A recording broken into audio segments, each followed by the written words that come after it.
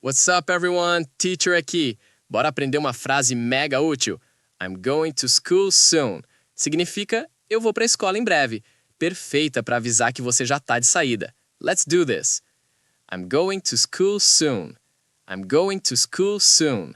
Significa eu estou indo para a escola em breve.